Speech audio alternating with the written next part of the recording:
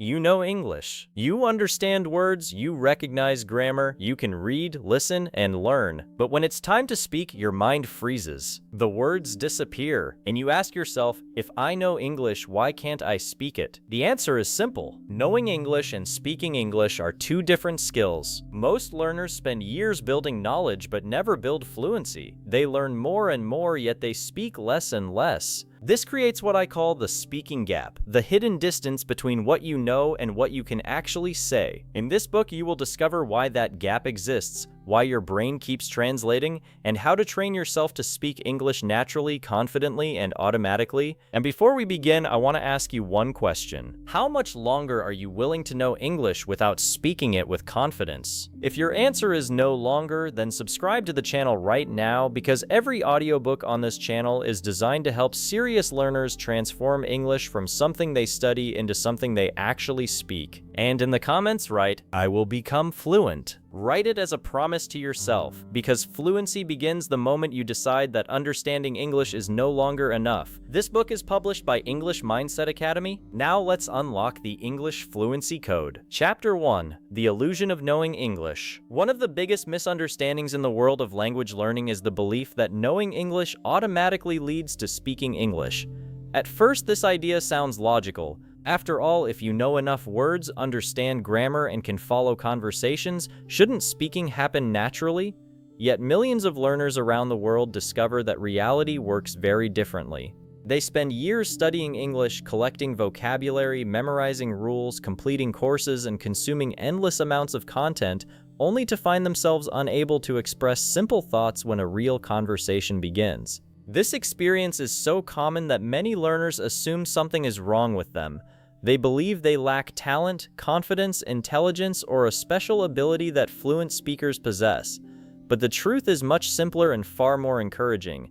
The problem is not that you cannot learn English. The problem is that you have been measuring progress in the wrong way. Most learners are taught to focus on what they know rather than what they can do. They celebrate every new word they memorize, every grammar rule they understand, and every lesson they complete. While these things are useful, they often create an illusion of progress.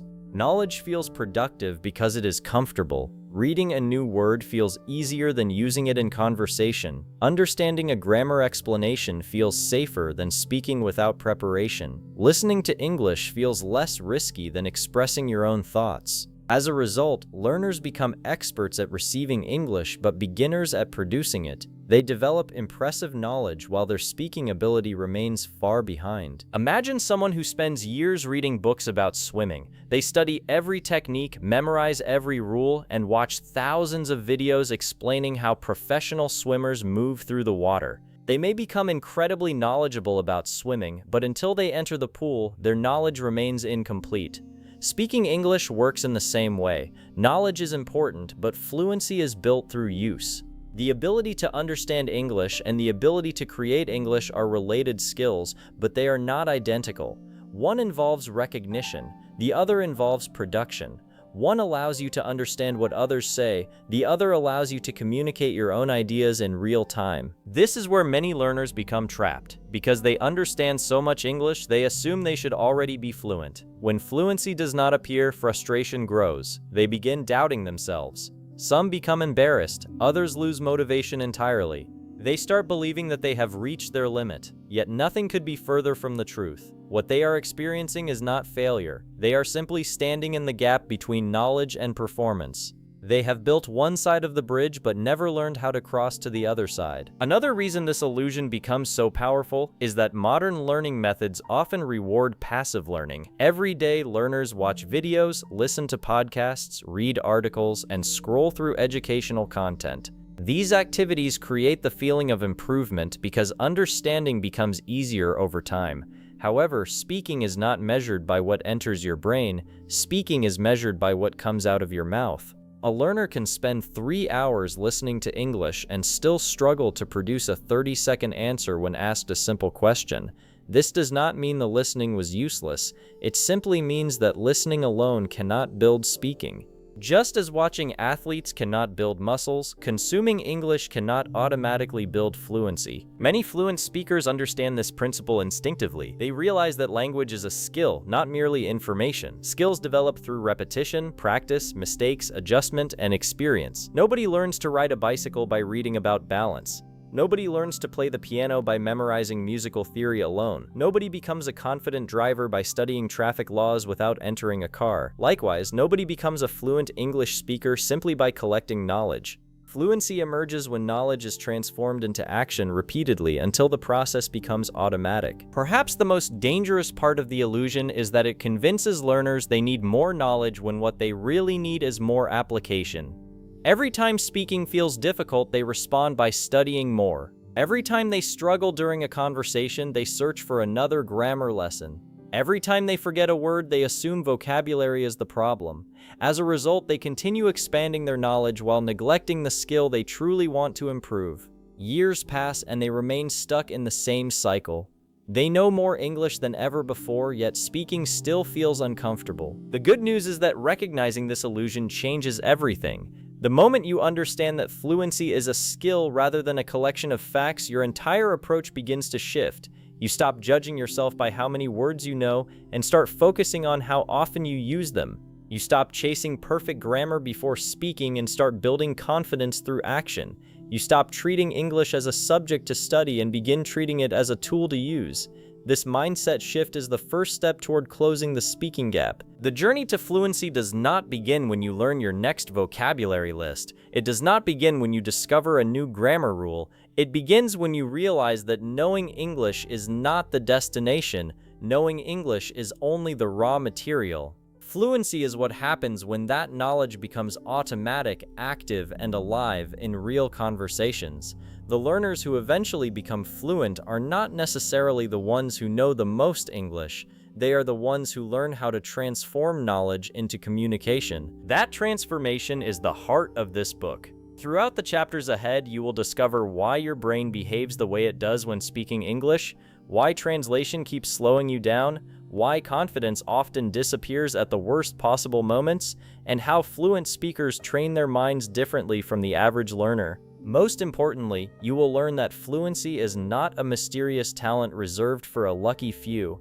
It is a process. It is a system. It is a skill that can be developed by anyone willing to understand and apply the principles behind it. And everything begins with this simple realization: knowing English is not the same as speaking English. The moment you stop confusing knowledge with fluency is the moment your real journey finally begins. Chapter 2: The Hidden Gap Between Knowing and Speaking. If Chapter 1 revealed the illusion of knowing English, then Chapter 2 reveals the invisible wall that keeps millions of learners trapped for years. This wall is not grammar, it is not vocabulary, it is not pronunciation. In fact, many learners who struggle to speak already possess enough grammar and vocabulary to hold basic conversations, yet they remain silent. They hesitate, they freeze, they overthink, they translate. And most importantly, they continue wondering why fluency feels so far away despite all the effort they have invested. This invisible wall is what I call the speaking gap. The speaking gap is the distance between understanding English and producing English.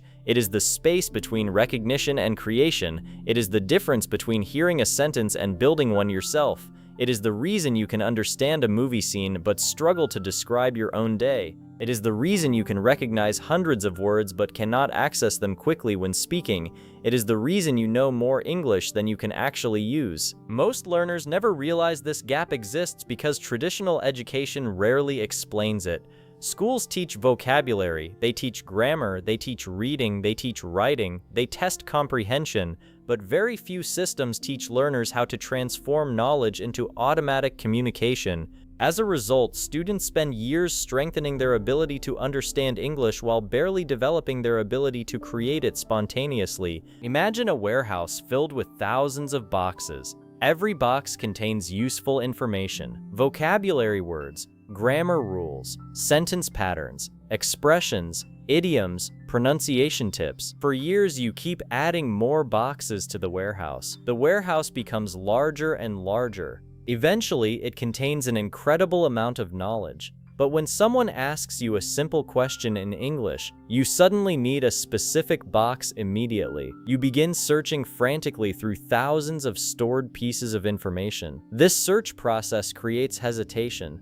The hesitation creates anxiety. The anxiety creates pressure. The pressure slows your thinking even further. Before you know it, the conversation has moved on. This is exactly what happens inside the minds of many English learners. The problem is not that the information is missing. The problem is that the information is not accessible fast enough. Fluency is not measured by how much English exists inside your brain. Fluency is measured by how quickly your brain can access and use that English in real time. Think about your native language. When someone asks you a question, you do not search for grammar rules, you do not mentally review vocabulary lists, you do not consciously build every sentence word by word. Instead, thoughts flow naturally, words appear automatically, responses emerge without effort.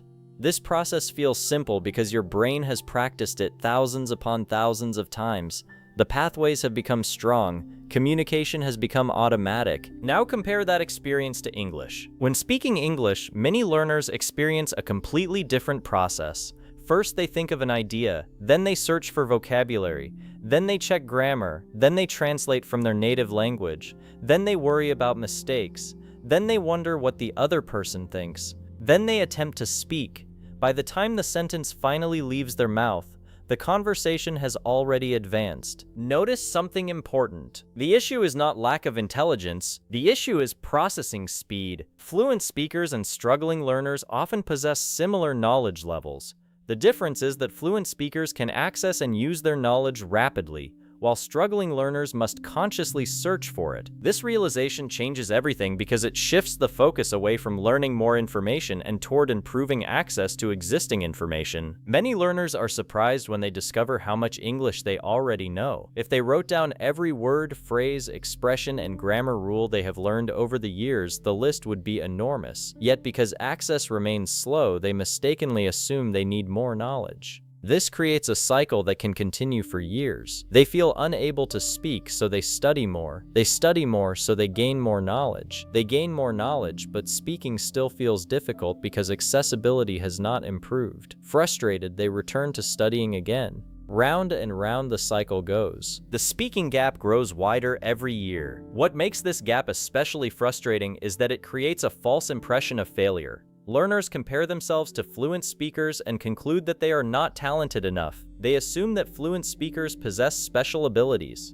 They believe some people are naturally gifted while others are destined to struggle forever. Nothing could be further from the truth. Most fluent speakers did not become fluent because they learned more English than everyone else. They became fluent because they learned how to use what they already knew. They trained their brains to retrieve information faster. They exposed themselves to patterns repeatedly. They practiced communication rather than endlessly collecting information. Over time, the pathways became stronger and stronger until speaking felt natural. Another reason the speaking gap remains hidden is that understanding creates an illusion of mastery. Watching a video feels easy because the speaker provides all the language. Reading an article feels comfortable because the words already exist on the page. Listening to a podcast feels effortless because someone else is doing the speaking. These activities are valuable, but they do not fully prepare you for the challenge of creating language yourself. Creation requires a different level of skill. Understanding is recognition. Speaking is production. Recognition is passive. Production is active. Recognition allows you to identify information. Production requires you to generate information. The brain handles these tasks differently, which is why someone can understand 80% of a conversation yet struggle to contribute even a few sentences. Many learners become discouraged when they realize this difference. They see the size of the gap and feel overwhelmed.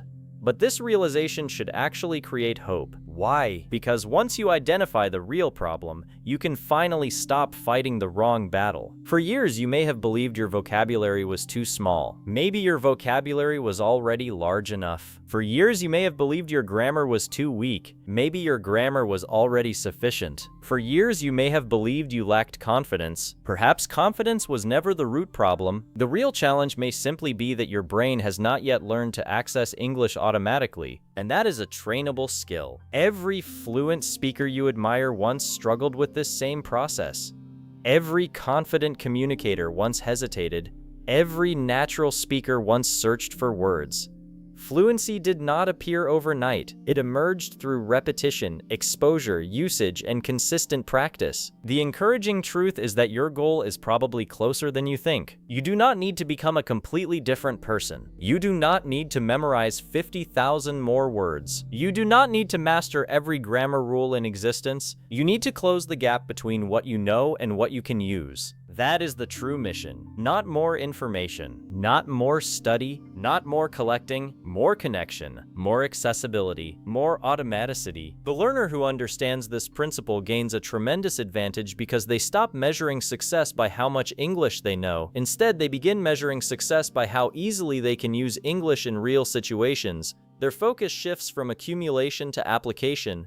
Their learning becomes more practical. Their confidence becomes more authentic. Their progress becomes more visible. This is the moment when fluency finally begins to feel possible. The speaking gap is not a life sentence. It is not proof of failure. It is not evidence that you lack talent. It is simply a stage of development that every learner must pass through. The difference between those who remain stuck and those who become fluent is that fluent speakers eventually discover the truth. The problem was never how much English they knew. The problem was learning how to access it when it mattered most. And once that access improves, everything changes. Conversations become easier. Thinking becomes faster. Confidence becomes stronger. Speaking becomes more natural. And the gap that once seemed impossible to cross begins to disappear, one conversation at a time. Chapter 3: Why Your Brain Translates Every Word. If the speaking gap is the invisible wall between knowledge and fluency, then translation is one of the biggest reasons that wall remains standing. Almost every English learner has experienced this struggle. Someone asks a simple question. You understand the question immediately. You know the answer. You know the vocabulary. You know the grammar. Yet instead of speaking naturally, your brain starts a long journey. First, you create the answer in your native language. Then you search for English words. Then you rearrange the sentence structure. Then you check the grammar. Then you worry about making a mistake. Then you change the sentence. Then you correct it again. Then you finally speak. What should have taken 2 seconds takes 20. What should have felt natural feels exhausting. And by the end of the conversation, you feel mentally drained. Many learners believe this means they are bad at English. It does not. In fact, translation is a completely normal stage of language development. The problem is not that your brain translates. The problem is that your brain never learns when to stop. To understand why this happens, we need to understand how the brain learns language. When you first learned your native language as a child, nobody translated anything for you. You did not learn the word water by first learning another word and then converting it. You connected the sound directly to the object. You saw water. You heard the word. Your brain created a direct connection. The same thing happened with thousands of other words. Mother, food, house, friend, tree, sun, book. The connection became immediate. There was no middle step. There was no translation process. There was only recognition and meaning. This direct connection is one of the reasons native languages feel effortless. Your brain does not travel through another language to reach meaning. It goes directly to meaning itself. Now think about how most people learn English. They see an English word. Immediately they ask, what does this mean in my language? They see another word. Again, they translate sentence after sentence, lesson after lesson, year after year. Eventually, the brain develops a habit. Instead of connecting English directly to meaning, it connects English to the native language first. English becomes a visitor. The native language becomes the gatekeeper. Every thought must pass through that gate. Every sentence requires permission. Every conversation becomes slower. This is why translation feels automatic, because it is. You trained it to become automatic. The brain always strengthens whatever process it repeats most often. If you repeatedly translate, the translation pathway becomes stronger. If you repeatedly think directly in English, the direct pathway becomes stronger. The brain does not judge the quality of the habit. It simply reinforces whatever habit receives the most repetition. This realization is powerful because it means translation is not a permanent problem. It is a trained behavior, and anything that can be trained can also be retrained. Many learners become frustrated because they try to eliminate translation overnight. They tell themselves, From today, I will think only in English. A few minutes later, they catch themselves translating again. They feel discouraged. They believe they have failed. But changing mental habits rarely happens instantly. Think about someone who has driven the same road every day for 10 years. The road is familiar. The route feels automatic. Now imagine asking them to use a completely different route tomorrow. At first, they will forget. They will accidentally return to the old road. Not because the new road is impossible, but because the old road is deeply established. Translation works the same way. Your brain follows the familiar route. The goal is not to force the old route to disappear immediately. The goal is to make the new route stronger over time. Another important truth is that translation itself is not always bad. Professional interpreters translate. Language experts translate. Teachers translate. The issue is not translation as a skill. The issue is translation as a dependency. When translation becomes a dependency, fluency suffers. Imagine trying to have a conversation while carrying a heavy backpack. Every movement requires more effort. Every step becomes slower. You can still move forward, but the process is exhausting. Translation creates a similar burden on speaking. Your brain is performing two jobs instead of one. It is creating ideas and translating ideas at the same time. This extra workload increases mental pressure, and pressure is one of fluency's greatest enemies. Under pressure, the brain becomes cautious. Under pressure, retrieval slows down. Under pressure, confidence drops. Under pressure, mistakes feel larger than they really are. That is why many learners speak perfectly when practicing alone but struggle when talking to real people. The pressure activates old habits. The brain returns to translation because translation feels safer. Ironically, the very habit designed to help learners understand English often becomes the habit that prevents them from speaking English naturally. The most fluent speakers develop something different. They develop direct associations. When they hear the word apple, they do not translate it. They see an image. They understand a concept. They connect directly with meaning. When they hear the word travel, they imagine movement, airports, journeys, experiences, and destinations. Meaning arrives instantly. No translation is required. This direct connection dramatically increases speaking speed because the brain no longer needs a middle step. Thought becomes language. Language becomes speech. The process becomes smoother and faster. This is one reason fluent speakers often appear relaxed. Their brains are not working less. Their brains are working more efficiently. The same principle applies to sentences. Most struggling learners build sentences word by word. Fluent speakers often think in patterns. Instead of constructing every sentence from scratch, they use familiar structures automatically. For example, a learner may consciously build the sentence, "I think it is a good idea," but a fluent speaker has used this pattern so many times that it appears almost instantly. The sentence no longer feels like a construction project. It feels like a single unit. This is exactly how fluency develops, not through endless translation, but through repeated exposure to meaningful patterns until they become automatic. Many learners underestimate the power of repetition. They assume fluency comes from discovering a secret method. In reality, fluency often comes from strengthening the right pathways. Every time you think directly in English, even for a few seconds, you strengthen a new connection. Every time you describe something without translating, you strengthen a new pathway. Every time you use familiar phrases naturally, you weaken dependence on translation. Progress may feel slow at first, but something important is happening beneath the surface. The brain is changing. New pathways are forming. New habits are developing. New possibilities are emerging. Eventually, moments begin to appear. Small moments at first. You answer a question without translating. You describe an experience without planning every word. You express an opinion without mentally converting it from your native language. These moments feel almost magical, but they are not magic. They are evidence. Evidence that your brain is learning a new way to operate. Evidence that the direct pathway is becoming stronger. Evidence that fluency is no longer a distant dream. As these moments increase, something remarkable happens. English stops feeling like a school subject. English stops feeling like a test. English stops feeling like a puzzle. Instead, English begins to feel like a tool. A natural tool for expressing thoughts, sharing ideas, building relationships, and communicating with the world. This transformation is one of the most important stages in the entire fluency journey. Because the goal of fluency is not perfect grammar. The goal is not perfect pronunciation. The goal is not knowing every word in the dictionary. The goal is freedom. The freedom to think, the freedom to express, the freedom to communicate, and every time you reduce your dependence on translation, you move one step closer to that freedom. The learner who constantly translates remains trapped between two languages, but the learner who gradually builds direct connections discovers something extraordinary. One day, without realizing exactly when it happened, they stop translating.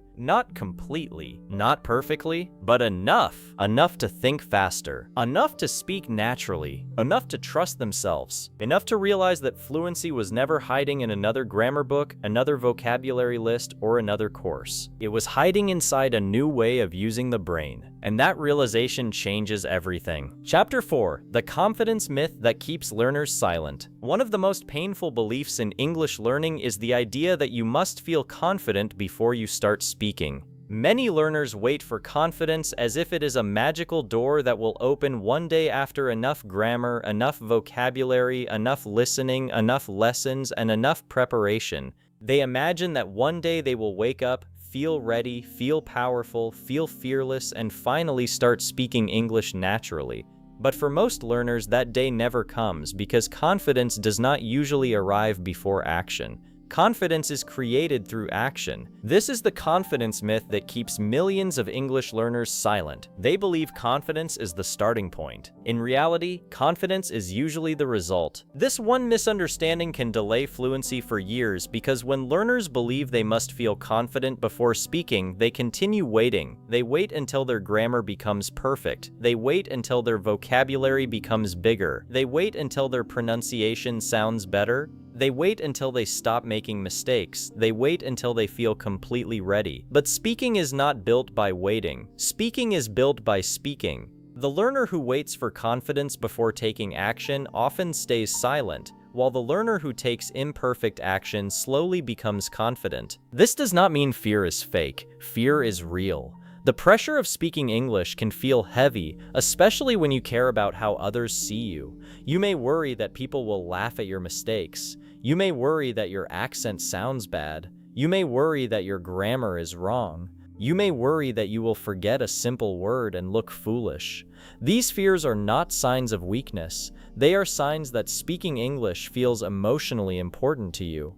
But if fear is allowed to control your learning, it becomes a prison. Many learners do not remain silent because they know too little English. They remain silent because they are afraid of being judged for the English they already know.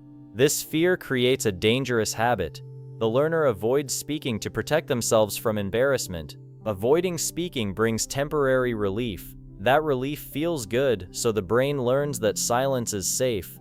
The next time a speaking opportunity appears, the fear becomes stronger and the learner avoids speaking again. Over time, silence becomes a habit, and the habit becomes identity. The learner starts saying, "I am not a speaker," when the truth is simply, "I have practiced silence more than speaking." This is why confidence cannot be treated as a feeling that must arrive first. If you wait until fear disappears, you may wait forever. Fear often disappears after the brain collects enough evidence that speaking is safe. And the only way to collect that evidence is through repeated speaking experiences. Every small attempt sends a message to the brain. Every imperfect sentence teaches the brain that mistakes are survivable. Every short conversation proves that speaking English does not destroy you. Every time you continue despite discomfort, the fear loses a little power. Confidence is not built by thinking, "I am confident." Confidence is built when your brain says, "I have done this before and I survived." This is why the first conversations matter so much.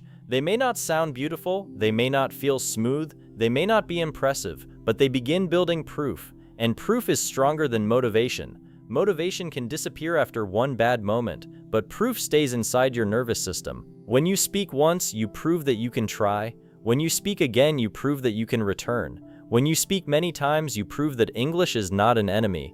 Eventually, your brain begins to relax because the situation is no longer unknown. Many learners are trapped because they confuse confidence with perfection. They believe confident speakers are confident because they make no mistakes, but real fluent speakers make mistakes too. They forget words, they change sentences, they pause, they correct themselves. They sometimes speak unclearly. The difference is that fluent speakers do not treat every mistake as proof of failure. They treat mistakes as part of communication. They keep going. They do not allow one imperfect sentence to destroy the entire conversation. This is a major difference between learners and speakers. Learners often monitor themselves constantly. Speakers focus on the message. When a learner speaks, part of the mind is trying to communicate while another part is judging every word. Was that grammar correct? Did I pronounce that right? Did I use the right tense? Do I sound stupid? Did they notice my mistake? This inner judgment consumes mental energy. It interrupts flow, it slows speech, it increases anxiety.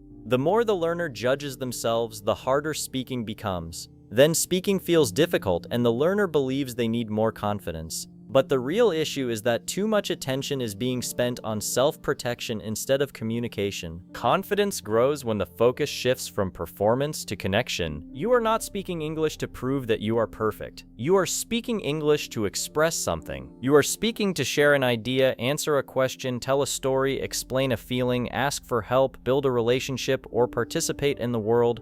When communication becomes the goal, mistakes become smaller. They are no longer disasters. They are simply part of the process. A person who understands your meaning has already received the main purpose of your speech. Perfect grammar is useful, but meaning is more important than perfection. Many learners need to hear this clearly. Your English does not have to be perfect before it becomes useful. You can use imperfect English to ask a question. You can use imperfect English to introduce yourself. You can use imperfect English to make a friend. You can use imperfect English to explain your opinion. You can use imperfect English to improve your future English. Waiting for perfect English before speaking is like waiting to become strong before entering the gym. Strength comes from lifting the weight. Fluency comes from using the language.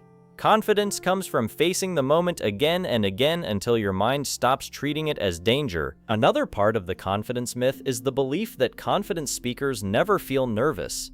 This is not true. Many strong speakers still feel nervous in certain situations. They may feel nervous during interviews, presentations, meetings, phone calls, or conversations with strangers. But they have learned to act while nervous. That is the real skill. Confidence is not the absence of nervousness.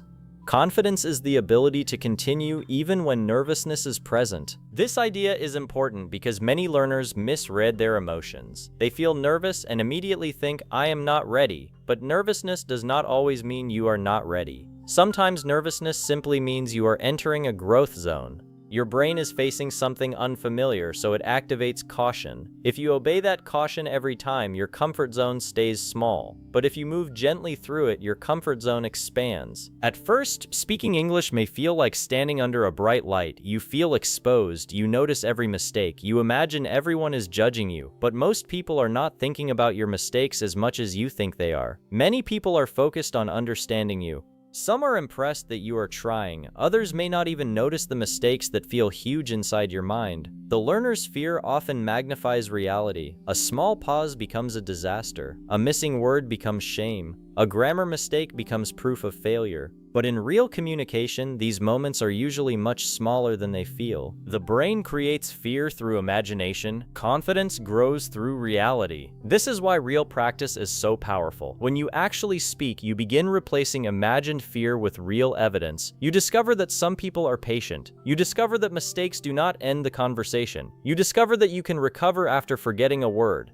You discover that you can explain the same idea in a simpler way. You discover that communication is flexible. These discoveries cannot be fully learned from a book. They must be experienced. A learner who wants true confidence must stop asking, how do I avoid mistakes? And start asking, how do I recover from mistakes?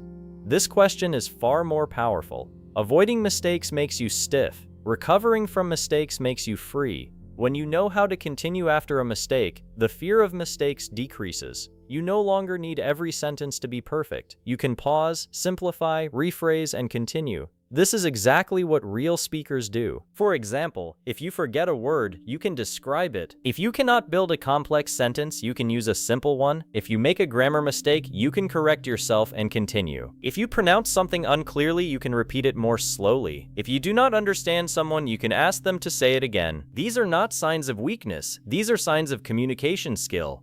Fluent speakers are not fluent because they never face problems. They are fluent because they know how to keep the conversation alive even when problems appear. This is where many learners must change their definition of success. Success is not speaking perfectly. Success is staying in the conversation. Success is expressing the idea even if the sentence is not beautiful. Success is trying again after embarrassment. Success is returning after a bad speaking experience. Success is choosing progress over pride. The learners who become fluent are not the ones who never feel uncomfortable. They are the ones who stop letting discomfort make the decision for them. Another hidden reason confidence feels difficult is that many learners have built an English identity around weakness. They repeatedly say, "My English is bad, I cannot speak, my pronunciation is terrible, I always forget words," or "I am too shy."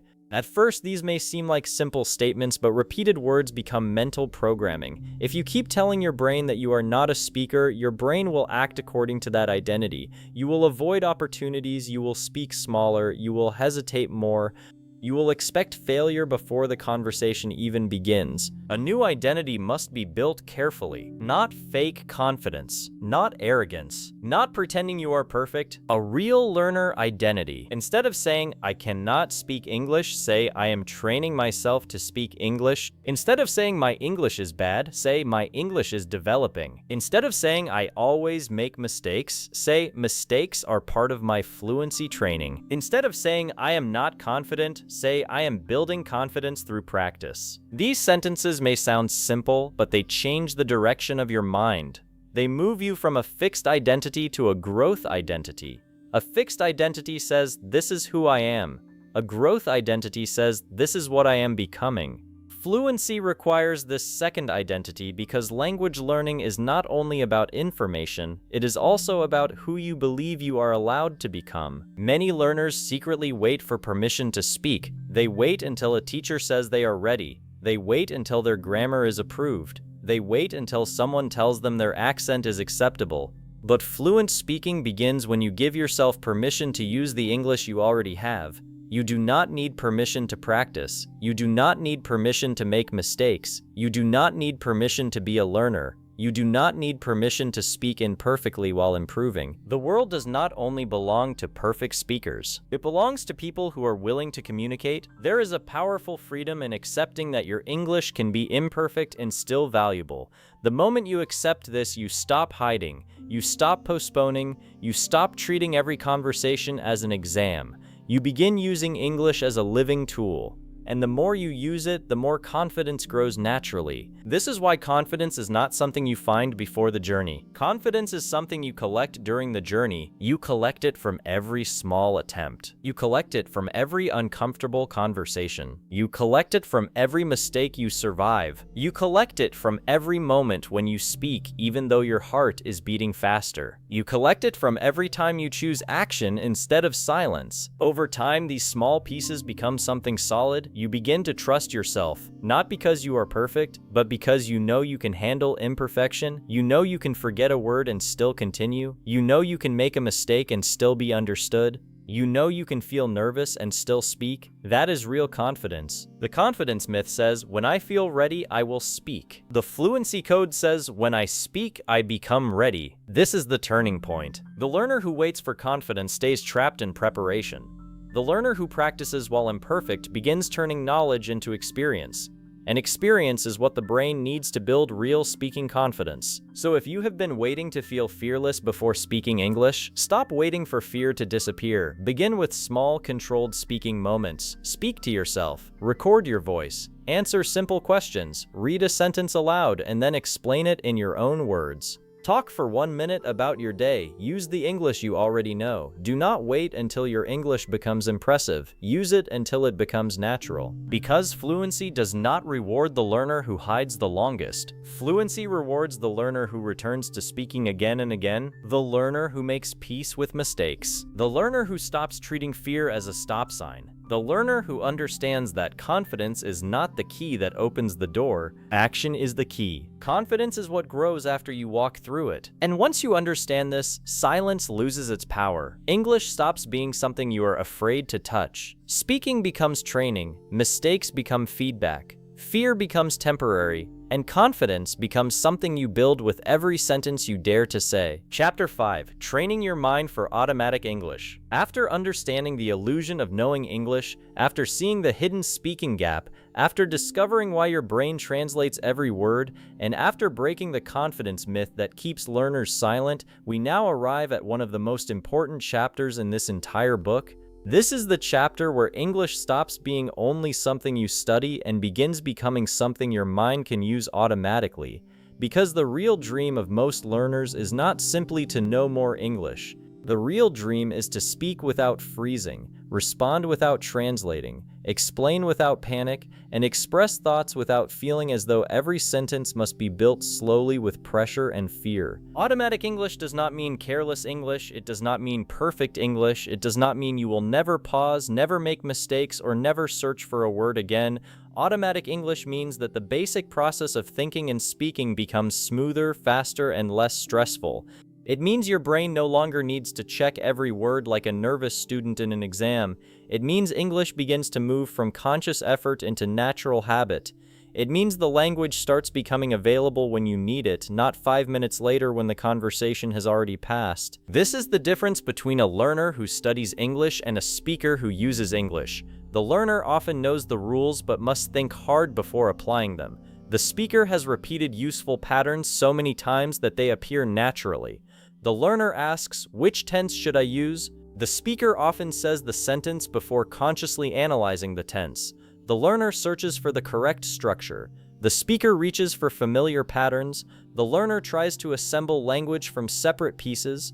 The speaker uses language in ready-made flows. This is not magic, this is training. Your mind becomes automatic at whatever it repeats with attention, emotion, and consistency. If you repeatedly translate from your native language into English, translation becomes automatic. If you repeatedly avoid speaking, silence becomes automatic. If you repeatedly judge every mistake, fear becomes automatic. But if you repeatedly connect English directly to meaning, use simple sentence patterns, speak in small daily moments, and express ideas before they become perfect, then fluency also begins to become automatic. The brain is not fixed. It changes according to what you practice. Every time you use English, you are not only practicing a sentence, you are training a pathway. Every time you respond to a question, you are not only answering, you are teaching your brain how to retrieve language faster. Every time you describe your day in English, you are not only talking, you are proving to your nervous system that English can be used for real life. This is why small daily practice can become more powerful than long occasional study sessions. Fluency does not grow only from intensity.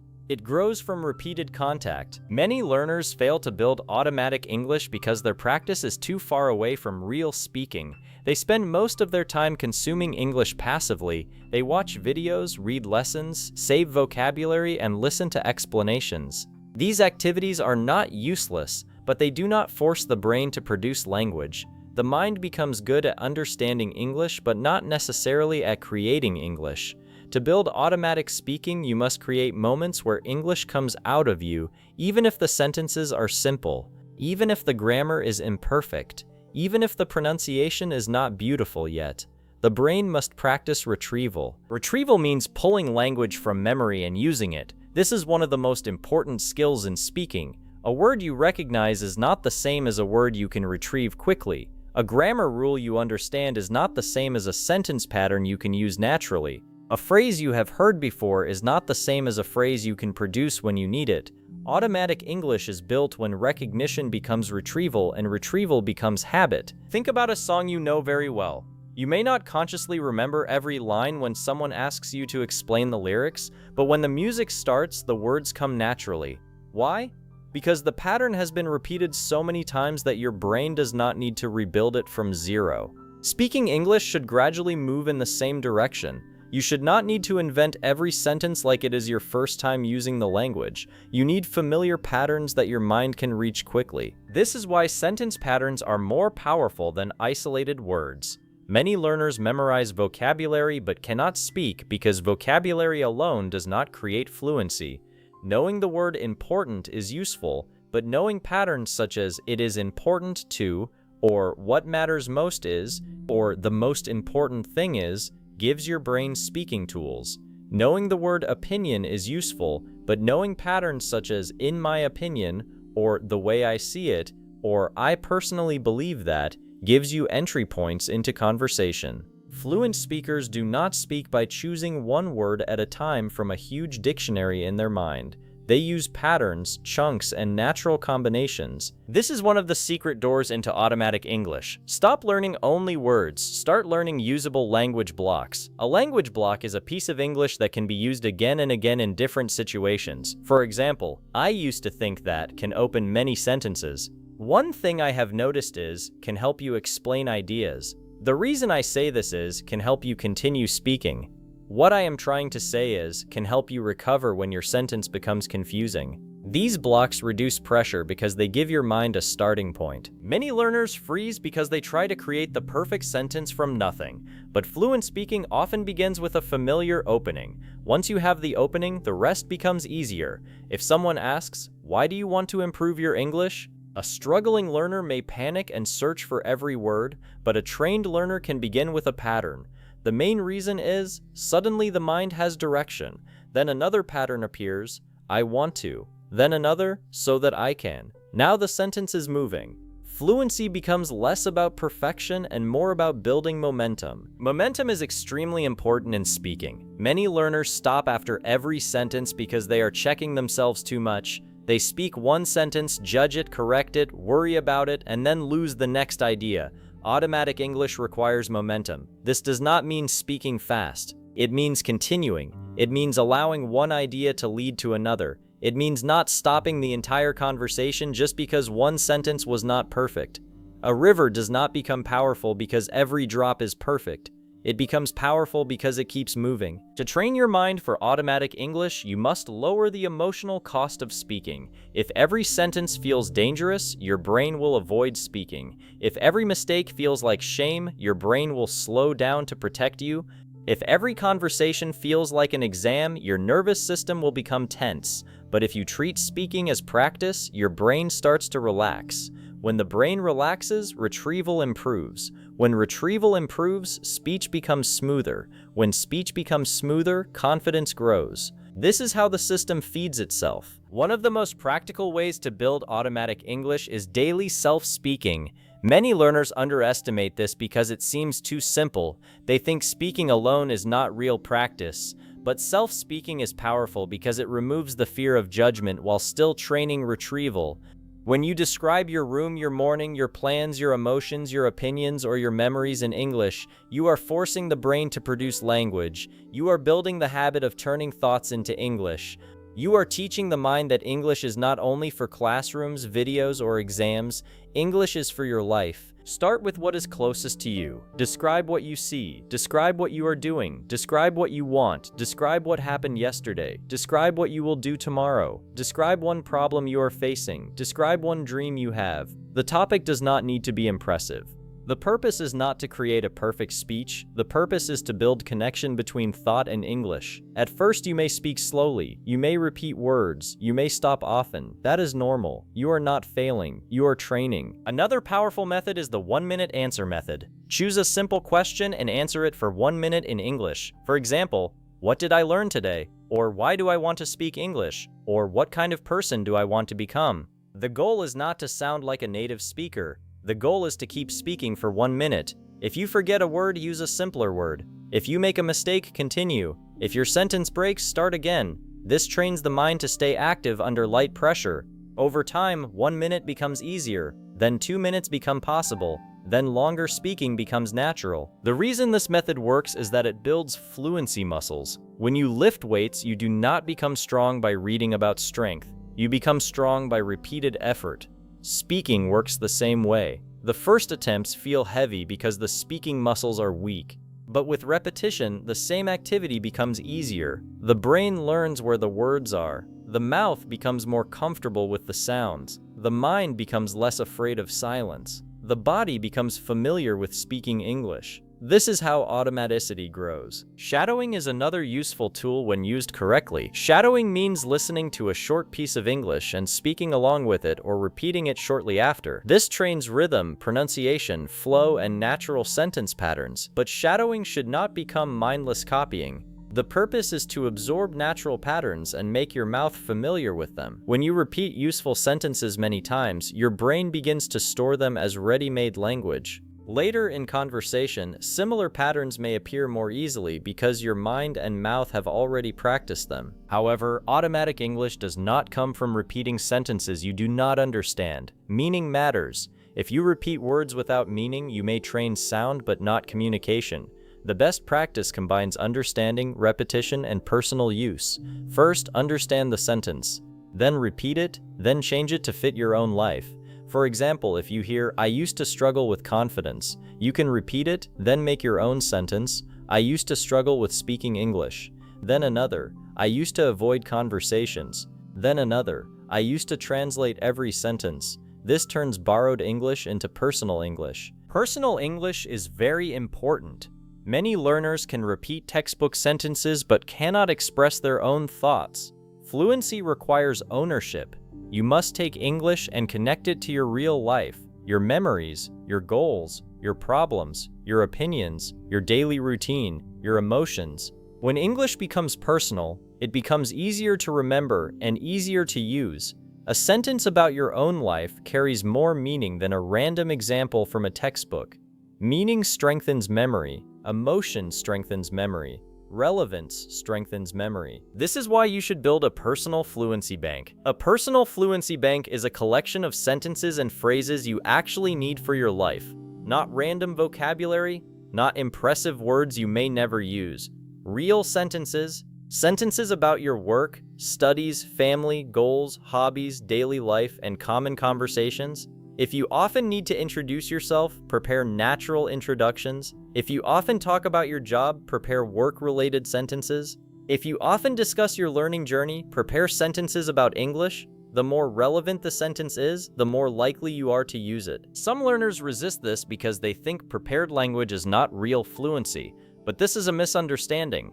Fluent speakers also use prepared patterns. They may not call them prepared, but their brains have stored thousands of familiar phrases through repetition. When you say common phrases in your native language, you are not inventing them from zero each time. You are using familiar language automatically. English fluency grows the same way. At first, you may prepare consciously. Later, the preparation becomes natural. Another essential part of automatic English is reducing the need for translation by practicing direct thinking.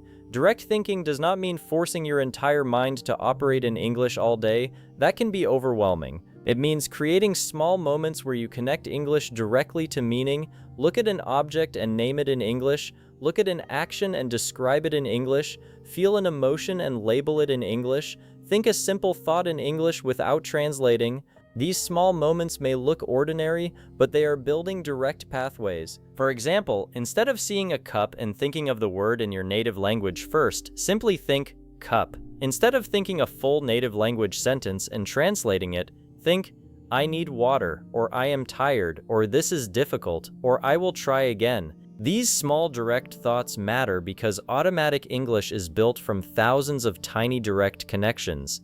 You do not need to think like a native speaker immediately. You need to train your brain to reduce the middle step gradually. One major mistake learners make is trying to speak advanced English before basic English becomes automatic. They want impressive vocabulary, complex grammar, and beautiful sentences, but they still struggle with simple responses.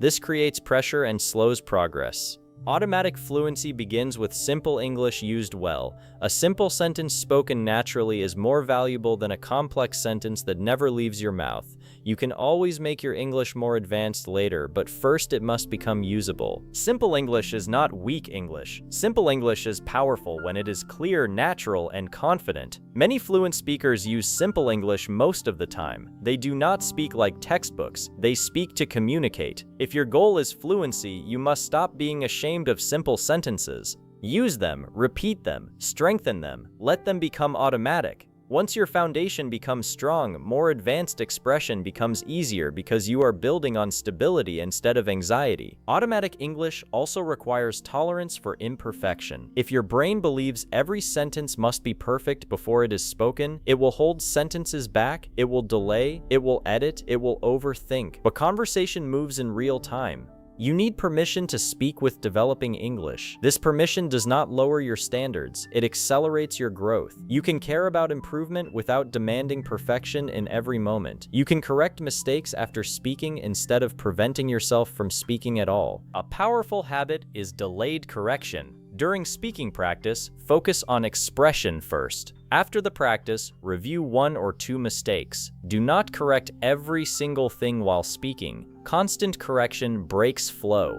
Flow is necessary for fluency. If you stop every 5 seconds to fix grammar, your brain learns interruption, not communication. Speak first, improve after. This trains both fluency and accuracy in the right order. First communication, then refinement. Many learners also need to train their mouth, not only their mind. English has sounds, rhythm, stress, and movement patterns that may be different from your native language. Sometimes the brain knows the sentence, but the mouth is not comfortable producing it. This creates hesitation. Reading aloud, repeating useful phrases, shadowing natural speech, and recording your voice can help the mouth become familiar with English movement. The more comfortable your mouth becomes, the less effort speaking requires. Recording your voice is especially powerful because it gives honest feedback. At first, many learners hate hearing their own English. They feel embarrassed. They notice every weakness. But this discomfort can become a tool. When you record yourself, you can hear progress over time. You can notice repeated problems. You can practice the same answer again and make it smoother. More importantly, you become familiar with your English voice. Many learners are uncomfortable not only with English, but with the sound of themselves speaking English. Recording helps remove that shock. Another key to automatic English is consistency over intensity. Many learners practice heavily for a few days, then stop for weeks. This prevents automaticity. The brain needs repeated signals. 10 minutes every day is often more effective than 2 hours once a week. Daily contact tells the brain that English is part of life. Occasional contact tells the brain that English is temporary. If you want automatic English, you must make English frequent enough that the brain begins expecting it. This does not require a perfect schedule, it requires realistic habits. Speak for 1 minute after waking up. Describe your plan for the day. Think in English while walking. Repeat 3 useful sentences from an audiobook. Record a short answer before sleeping. Review 1 speaking pattern every day. These actions look small, but they create identity. You become someone who uses English daily. Identity is powerful because when an action becomes part of who you are, discipline becomes easier. Many learners ask, how long will it take? The honest answer is that it depends on your current level, consistency, emotional resistance, and practice quality. But the better question is not, how long will fluency take? The better question is, what can I do today to make English more automatic than yesterday? This question brings power back to the present. Fluency is built in daily decisions. 1 sentence today, 1 answer today, 1 direct thought today, 1 small speaking moment today. These moments compound. The mind changes through accumulation. A single day may not transform you. A single sentence may not make you fluent. But repeated daily practice creates invisible growth. At first, you may not notice much. Then one day, a sentence comes faster than usual. Another day, you answer without translating. Another day, you speak for 2 minutes instead of 20 seconds. Another day, you realize you are no longer afraid of your own English voice. These are signs that automaticity is growing. The learner who understands this process becomes patient in a powerful way, not passive patience. Active patience, the kind of patience that practices daily while trusting the process, the kind of patience that does not quit after 1 bad conversation. The kind of patience that understands fluency is not built by 1 dramatic breakthrough, but by many small repetitions that slowly rewire the brain. Training your mind for automatic English is not about forcing yourself to become someone else, it is about teaching your brain a new route. For years, your brain may have used the route of translation, hesitation, fear, and self-judgment. Now you are creating another route: meaning to English, thought to speech, practice to confidence, mistake to recovery, sentence to conversation. At first, the old route will still feel stronger, that is normal, but every time you choose the new route, it becomes clearer. One day, the sentence that once took 10 seconds will appear in 2 seconds. One day, the phrase you practiced alone will come out naturally in a real conversation. One day, you will forget to translate because the English meaning arrives directly. One day, you will realize you are not simply studying English anymore, you are living with it, using it, thinking with it, growing through it. That is automatic English. Not perfection, not magic, not a secret talent, a trained connection between your thoughts and your speech. And the more you train that connection, the more the speaking gap begins to close. English becomes less like a subject locked inside your memory and more like a living tool in your hands.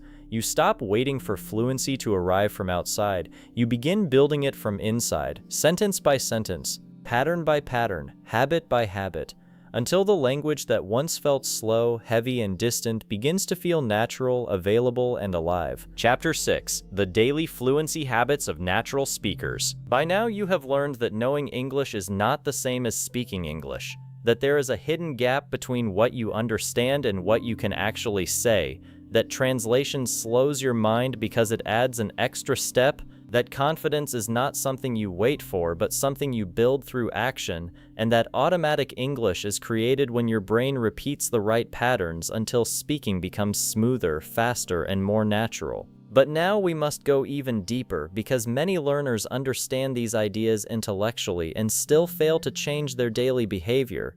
They feel inspired after listening to a lesson, but the next morning they return to the same old routine. They watch more videos, they save more vocabulary, they promise to practice later.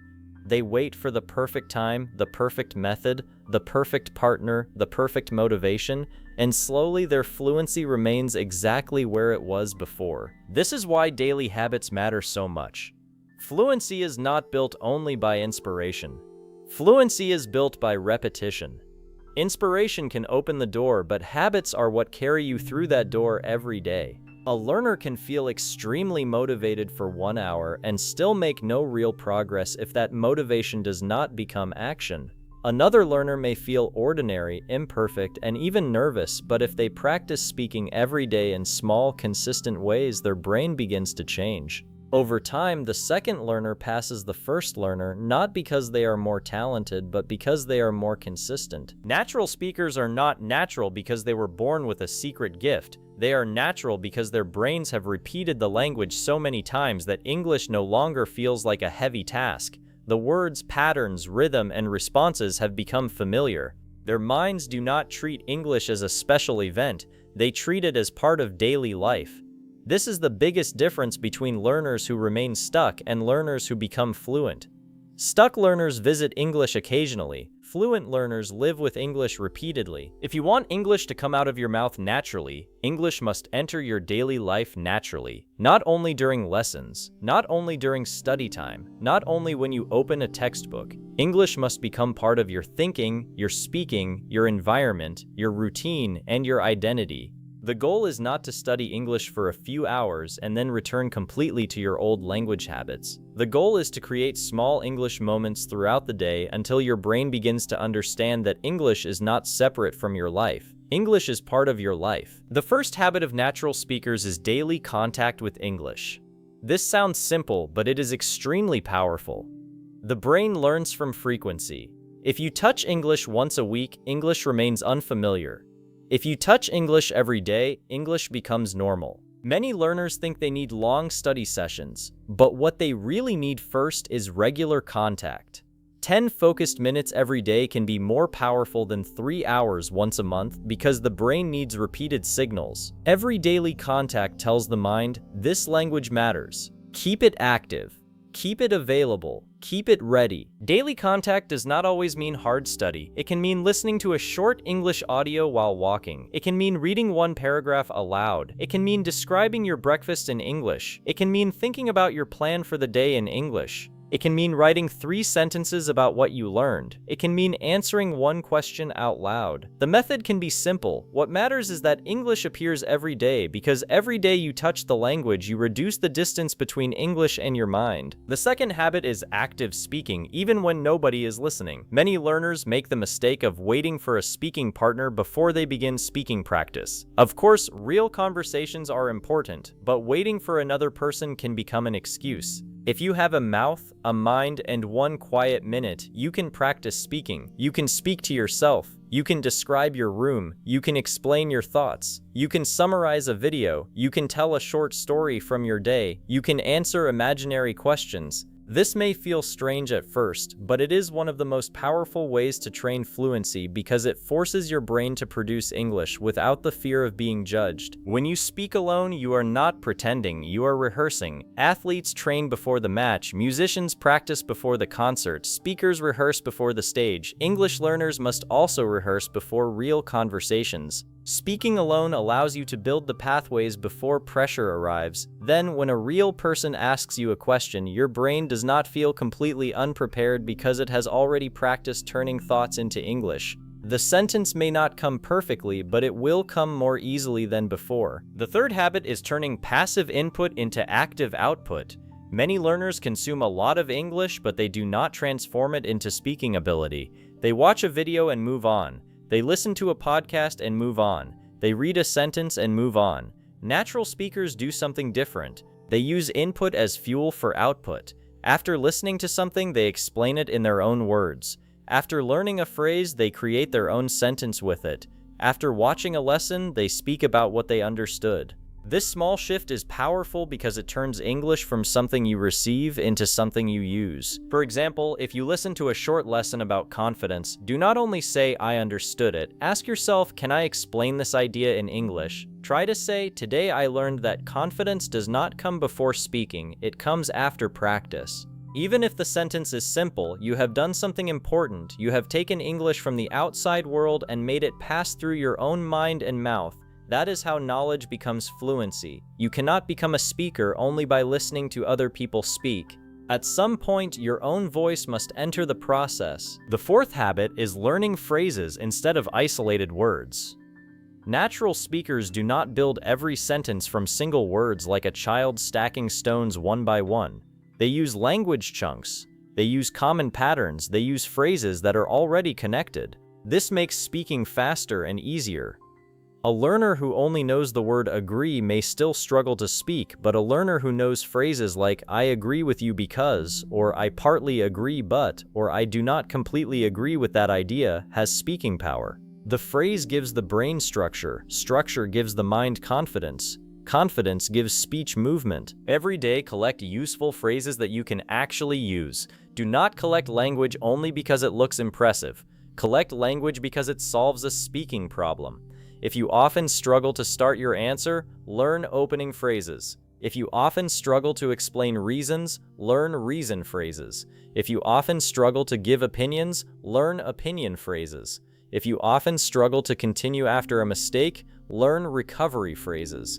This is how natural speakers think. They do not only know English. They have ready pathways for common speaking situations. The fifth habit is practicing answers to common life questions. Many learners say, "I want to speak English," but they never prepare for the conversations they are most likely to have. In real life, people ask common questions again and again. Tell me about yourself. What do you do?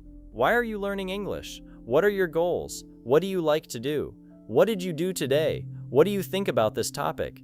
These questions appear everywhere, yet many learners face them unprepared. Natural speakers become natural partly because they have answered similar questions many times. The brain becomes familiar with the road. You should prepare your own answers to the questions that matter in your life, not memorized like a robot, but practiced enough that you feel comfortable. Prepare a natural introduction. Prepare a short answer about your work or studies. Prepare a simple explanation of why you want to improve English. Prepare a few stories from your life. Prepare your opinion on topics you often discuss. When you practice these answers repeatedly, they become easier to modify in real conversations. This is not cheating, this is training. Every fluent speaker has repeated their own life story many times. That repetition is part of fluency. The sixth habit is simplifying instead of stopping. This is one of the most important habits a learner can build. When struggling learners cannot say something perfectly, they stop. When natural speakers cannot say something in one way, they say it another way. This difference is huge. Fluency is not only the ability to speak beautifully, fluency is the ability to keep communication alive. If you forget a difficult word, use a simple word. If you cannot build a complex sentence, use two simple sentences. If you cannot explain an idea exactly, explain it approximately and continue. The goal is movement. Many learners freeze because they believe there is only one correct sentence, but language is flexible. There are many ways to express one idea. If you cannot say, "I was overwhelmed by the complexity of the situation," you can say, "The situation was very difficult for me." The second sentence is simpler, but it communicates, and communication is the heart of speaking. Natural speakers are not always searching for the most advanced sentence. They are searching for a sentence that works. When you learn to simplify, fear decreases because you know you have another road when the first road is blocked. The seventh habit is recording and reviewing your speech. This habit may feel uncomfortable, but it is extremely valuable. Many learners avoid hearing their own English because they feel embarrassed. They hear their accent, their pauses, their mistakes, and their weak points. But avoiding your own voice keeps you blind. Recording gives you feedback. It allows you to notice what is actually happening instead of imagining it. Sometimes you will discover that your English is better than you thought. Sometimes you will hear repeated mistakes that you can fix. Either way, recording gives you truth, and truth is necessary for improvement. Do not record yourself to punish yourself. Record yourself to train yourself. Speak for 1 minute about a topic. Listen once without judgment. Notice one thing you did well. Then notice one thing you can improve. Not 10 things, one thing. If you try to fix everything at once, you will feel overwhelmed. If you improve one small thing every day, you will grow steadily. Over time, your recordings become evidence of progress. The voice that once sounded nervous becomes clearer. The pauses become shorter. The sentences become smoother. The confidence becomes more visible. This proof can motivate you more than any quote. The eighth habit is building a mistake-friendly mindset. Natural speakers are not natural because they never make mistakes. They are natural because mistakes do not stop them. If you want fluency, you must create a relationship with mistakes that does not destroy your confidence. A mistake is not an identity, it is information. A mistake tells you what needs training. It does not tell you that you are stupid. It does not tell you that you will never be fluent. It does not tell you that you should stay silent. It simply says, this part needs more practice. Learners who fear mistakes too much become slow and tense. They try to control every word before it comes out. This creates pressure, and pressure blocks fluency. Natural speakers allow language to move. They correct when necessary, but they do not treat every mistake as an emergency. You must learn to do the same. When you make a mistake, continue. When you forget a word, continue. When your sentence is not perfect, continue. After practice, you can review. During communication, keep the message alive. This habit alone can change your speaking experience because it removes the fear that every mistake is a disaster. The ninth habit is using English for real thoughts, not only exercises. Many learners only use English to complete tasks. Fill in the blank, choose the correct answer, repeat this sentence, translate this line. These exercises can help, but fluency requires something deeper. You must use English to express real thoughts. What do you believe? What do you feel? What do you want? What are you worried about? What are you grateful for? What did you learn today? What kind of future are you building? When English carries your real thoughts, it becomes emotionally connected to you. This connection matters because the brain remembers meaningful language more strongly. A random sentence from a textbook may disappear quickly, but a sentence about your dream, your fear, your story, or your goal has emotional weight. Use English to talk about your real life. Even if your sentences are simple, they will matter to your brain. You are no longer practicing fake language. You are practicing your voice. This is how English becomes part of your identity. The 10th habit is creating English triggers throughout the day. A trigger is something that reminds you to use English automatically. For example, every time you drink tea, describe your feeling in English. Every time you leave your room, say one sentence about where you are going. Every time you finish a meal, say one sentence about what you ate. Every time you open your phone, think one English sentence before scrolling. These triggers turn ordinary moments into fluency training. You do not need more time. You need better use of small moments you already have. This is powerful because many learners believe they are too busy to practice, but fluency does not always require a separate hour. It can be built through micro-practice. One sentence here, one thought there, one short answer before bed, one description while walking. These moments look small, but they reduce the distance between English and life. The more English appears in normal moments, the less strange it feels when you need to speak. The 11th habit is repeating useful language until it feels boring. Many learners chase new lessons constantly because new information feels exciting, but fluency often grows from repeating what is useful, not constantly consuming what is new. Natural speakers repeat the same core patterns thousands of times. They say, I think, I mean, the reason is, in my experience, what I noticed is, and it depends, again and again. These patterns become automatic because they are repeated. Learners often avoid repetition because it feels boring, but the brain needs repetition to create speed. Do not be afraid to repeat. Repeat your introduction, repeat your opinion phrases, repeat your daily routine sentences, repeat your common answers, repeat useful patterns until your mouth can say them without struggle. Boredom is not always a sign that practice is useless. Sometimes boredom is the sound of automation being built. The first time you practice a sentence, it feels difficult. The 10th time, it feels easier. The 100th time, it becomes available. That availability is fluency. The 12th habit is listening like a speaker, not only like a student. When most learners listen to English, they focus only on understanding.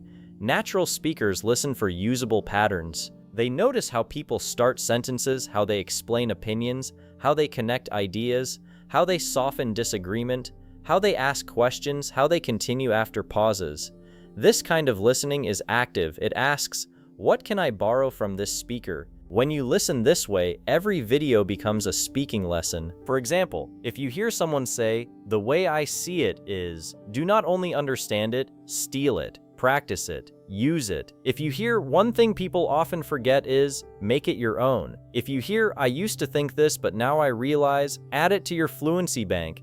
This is how natural English enters your speaking system. You are not copying someone's personality, you are absorbing useful language tools. The 13th habit is speaking with emotional calm. Many learners only practice English when they are stressed, embarrassed, or under pressure. Their brain begins associating English with tension. Natural speakers have more relaxed contact with the language. They use it casually, gently, repeatedly. If you want to speak better under pressure, you must first train the brain in low-pressure moments. Speak English while walking alone. Speak softly in your room. Describe things without judgment. Let English feel safe. The safer English feels, the easier it becomes to access under real pressure. This habit matters because the nervous system affects fluency. When you are tense, your breathing changes, your voice tightens, your memory retrieval slows, your attention becomes narrow. When you are calm, your brain can access language more easily. This does not mean you must be perfectly calm in every conversation. It means you should build enough relaxed practice that English does not always feel like danger. Calm practice creates a foundation for confident performance. The 14th habit is connecting English to identity. Natural speakers do not constantly think, I am doing English now. English is part of who they are. For learners, this identity must be built gradually. You need to stop seeing yourself only as someone who studies English and start seeing yourself as someone who uses English every day. This identity shift changes behavior. A person who says, I am trying to learn English someday, behaves differently from a person who says, I am training myself to become a fluent English speaker. Identity is not built by words alone. It is built by repeated evidence. Every time you practice, you give yourself evidence. Every time you speak, you give yourself evidence. Every time you choose English in a small moment, you give yourself evidence. Eventually, the mind begins to believe the new identity because your actions support it. You are no longer pretending, you are becoming. The 15th habit is protecting your fluency environment. The people, content, and routines around you influence your growth. If your environment constantly tells you that speaking English is embarrassing, your confidence will suffer. If your environment only rewards perfect grammar, your willingness to speak will decrease. If your routine has no space for English, fluency will remain distant. You must intentionally create an environment that supports speaking. Follow content that motivates you. Listen to speakers who use clear English. Keep useful phrases visible. Set reminders. Choose practice partners who are patient. Make English easier to access. Your environment should reduce friction. If practicing English requires too much effort to begin, you will avoid it. Keep an audio ready. Keep a list of questions ready. Keep your fluency bank nearby. Keep a simple daily routine. The easier practice becomes, the more likely you are to do it. Natural speakers have English around them constantly. Learners can recreate this through intentional design. The 16th habit is accepting slow progress without quitting. This may be the most important habit of all. Fluency does not always feel dramatic. Some days you will speak well, some days you will feel slow, some days you will forget words you thought you knew. Some days your confidence will disappear. This does not mean you are going backward. It means you are human. Progress is not always a straight line. The learners who become fluent are not the ones who never struggle. They are the ones who keep returning. There will be days when English feels easy, and you must practice with gratitude. There will be days when English feels difficult, and you must practice with patience. There will be days when you feel embarrassed, and you must remember that embarrassment is temporary. There will be days when you feel bored, and you must remember that repetition builds automaticity. There will be days when you feel tired, and you must do a smaller version of the habit instead of doing nothing. Consistency does not mean doing a perfect routine every day. Consistency means refusing to disappear from the journey. A natural speaker is not created by one perfect lesson. A natural speaker is created by thousands of small contacts with the language. One sentence repeated. One question answered, one mistake survived, one phrase used again, one recording reviewed, one conversation attempted, one moment of fear faced. These actions may look ordinary, but together they create transformation. The brain changes through what you do repeatedly, not what you wish for occasionally. This is why your daily habits must match your dream. If your dream is to speak English naturally, but your daily habit is only watching lessons silently, your habits do not match your dream. If your dream is to speak without translating, but your daily habit is translating every sentence, your habits do not match your dream. If your dream is confidence, but your daily habit is avoiding every speaking opportunity, your habits do not match your dream. The dream is not enough. The routine must carry the dream. You do not need a perfect life to build fluency. You need a repeatable system, a few minutes of speaking, a few useful phrases, a few direct thoughts, a little daily listening, a little review, a little courage.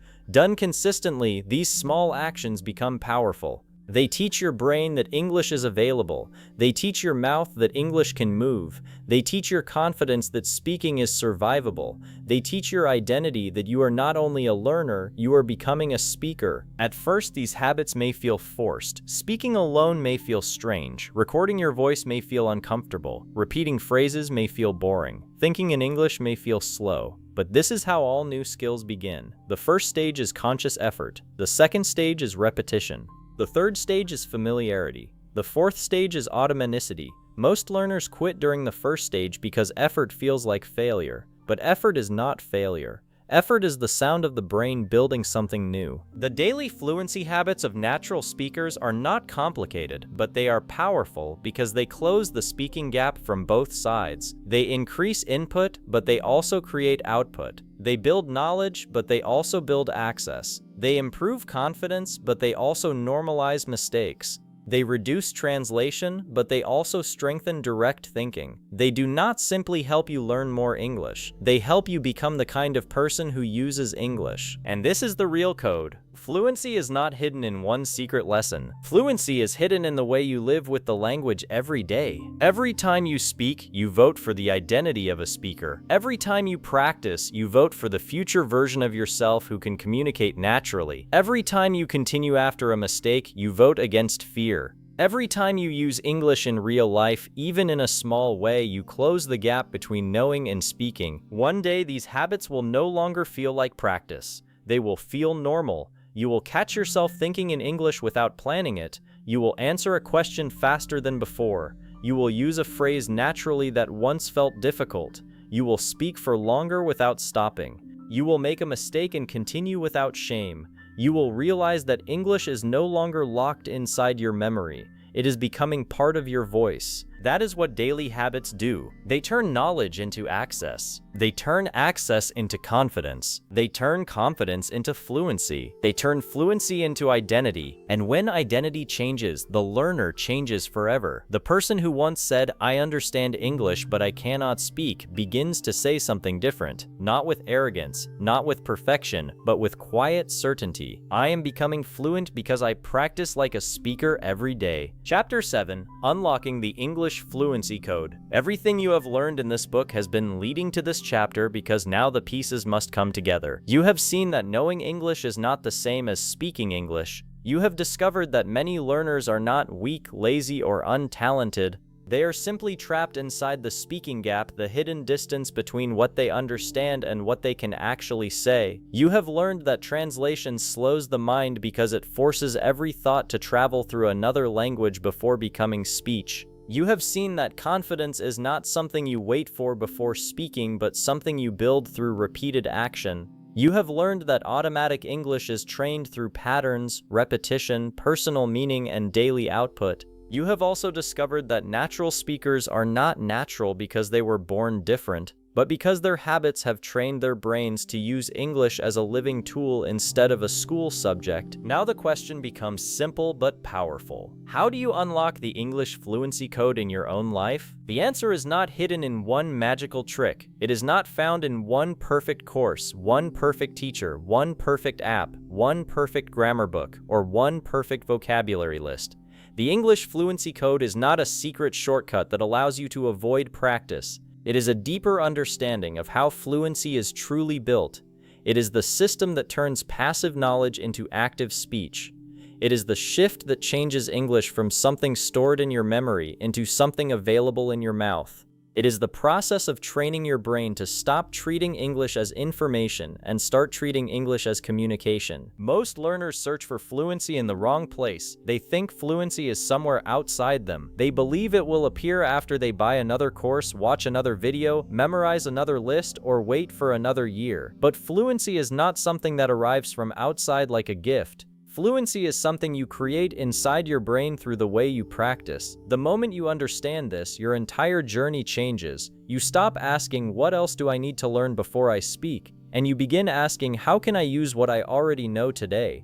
That question alone can change your future. The first key to unlocking the English fluency code is to stop measuring your English only by knowledge and start measuring it by access. Many learners are proud of how many words they know, how many grammar lessons they have completed, how many videos they have watched, and how many notebooks they have filled. These things may show effort, but they do not always show fluency. The real question is not only, "Do I know this word?" The real question is, "Can I use this word when I need it?" The real question is not only, "Do I understand this grammar rule?" The real question is, "Can I use this pattern naturally while speaking?" The real question is not only, "Can I understand English?" The real question is, "Can I turn my thoughts into English without freezing?" This is where honest progress begins. A learner may know 1,000 words but use only 100 comfortably. Another learner may know fewer words but use them confidently in real conversations. The second learner often feels more fluent because fluency is not about owning language in your memory. Fluency is about accessing language in real time. English locked inside your mind cannot help you during a conversation. English that comes out, even if simple, becomes useful. This is why simple, usable English is more powerful than advanced silent English. A sentence you can speak is worth more than a complicated rule you never use. The second key is to build a direct connection between meaning and English. As long as every thought must pass through translation, speaking will feel heavy. Translation is not evil, but dependence on translation slows fluency. To unlock natural speaking, you must begin creating direct pathways. This means seeing an object and thinking of the English word directly. It means feeling an emotion and naming it in English directly. It means forming simple thoughts in English without first building them in your native language. At first, this may feel slow and unnatural, but that is only because the new pathway is not strong yet. Every direct thought strengthens it. Do not underestimate small, direct thoughts. When you think, "I am tired," instead of translating the idea from your native language, you are training your brain. When you look outside and think, "The weather is nice," you are training your brain. When you say, "I need to finish this today," you are training your brain. These moments may seem too small to matter, but fluency is built from thousands of small moments. A river is not created by one drop, but without drops, there is no river.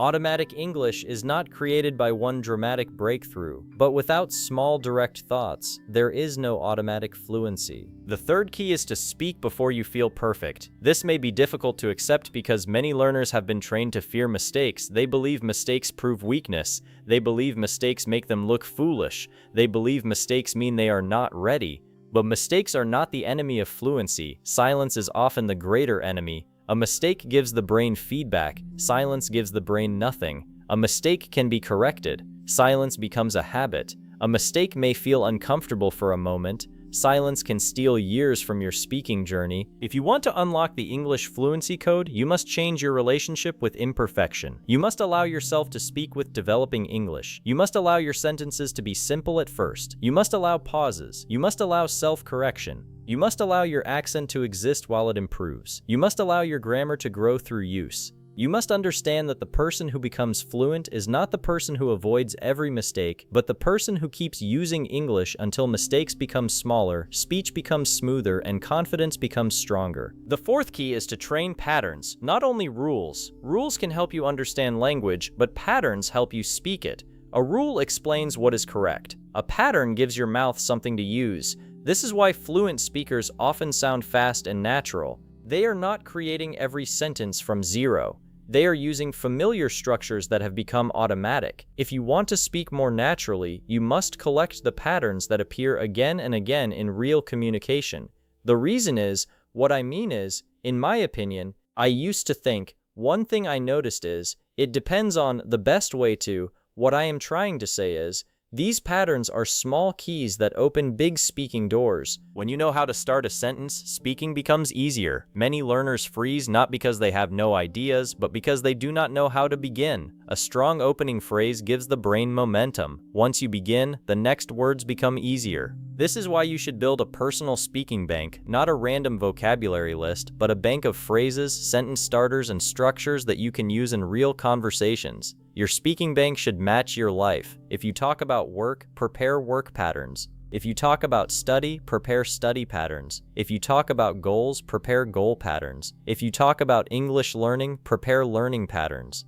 Fluency becomes easier when your practice matches your real needs. The fifth key is to turn every input into output. If you only listen, watch, and read, your English may grow in understanding, but speaking may remain weak. Input gives you material. Output turns that material into ability. After watching a video, explain one idea in your own words. After reading a paragraph, summarize it aloud. After learning a phrase, create 3 personal sentences with it. After listening to a story, retell it simply. This is one of the fastest ways to close the speaking gap because it forces the brain to move from receiving English to producing English. The learner who only consumes remains a listener. The learner who converts input into output becomes a speaker. This habit is powerful because it changes your learning identity. You no longer watch English only to understand, you watch to use. You no longer read only to recognize words, you read to collect language for your own speech. You no longer listen only for entertainment. You listen for patterns, rhythm, and expression. Suddenly, every piece of English becomes fuel for your fluency. You become active, you become intentional. You become someone who is not just learning English but transforming it into voice. The sixth key is to make English personal.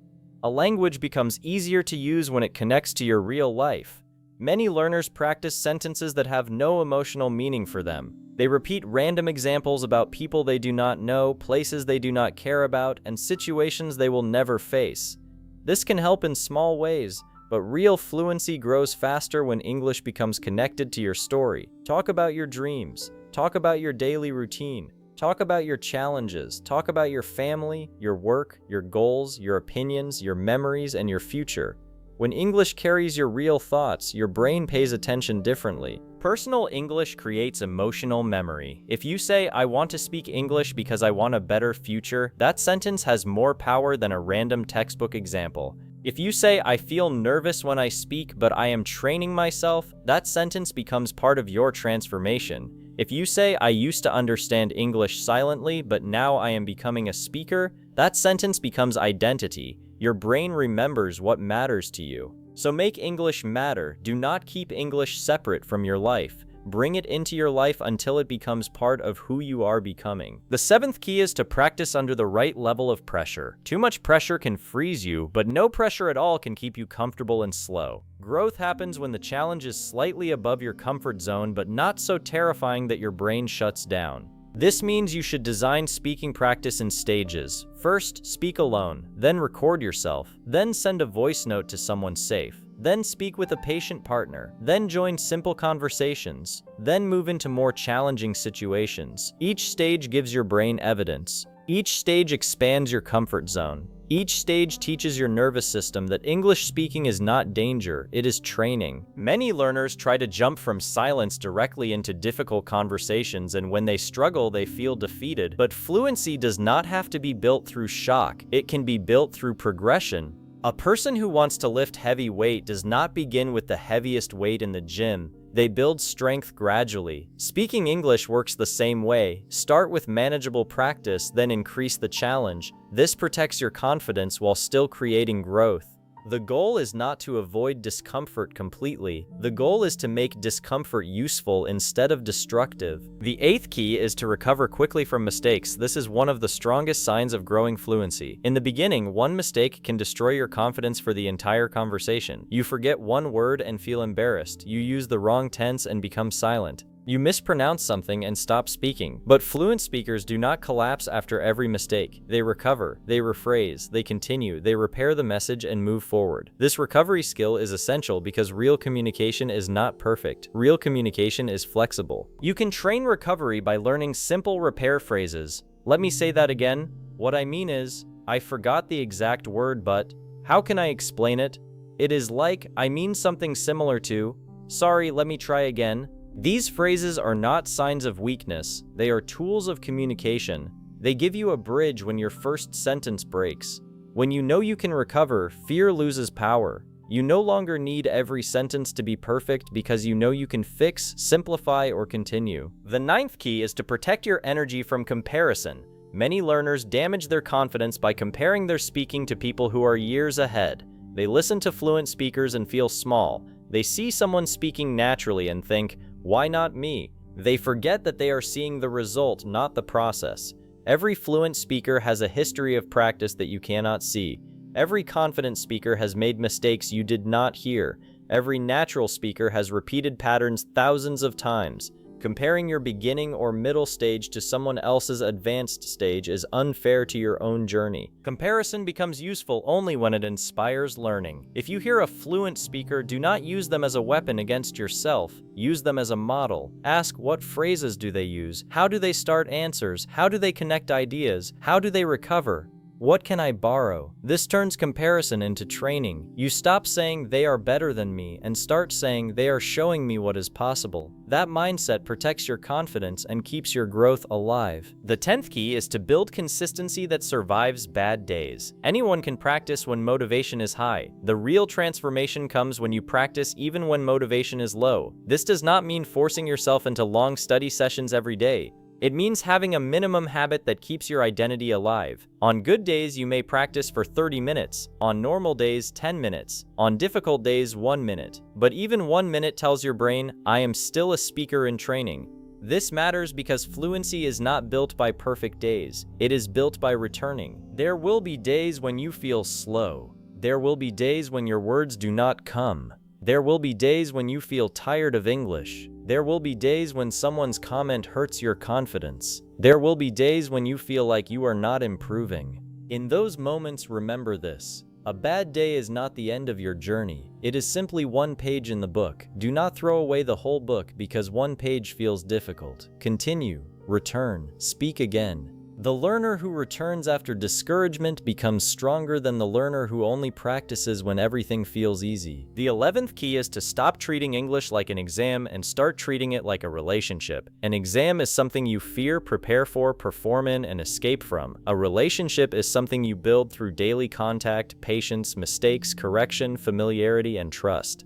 Many learners have an exam relationship with English. Every sentence feels like a test. Every mistake feels like a bad grade. Every conversation feels like judgment. No wonder speaking becomes stressful. To unlock fluency, English must become a relationship. You must meet it daily, use it gently, make mistakes with it, grow with it, return to it, let it become familiar. This shift changes the emotional atmosphere of learning. Instead of asking, "Did I speak perfectly?" you ask, "Did I communicate something today?" Instead of asking, "Did I make a mistake?" you ask, "What did I learn from that attempt?" Instead of asking, "Do I sound like a native speaker?" you ask, "Am I becoming clearer, faster, and more confident than before?"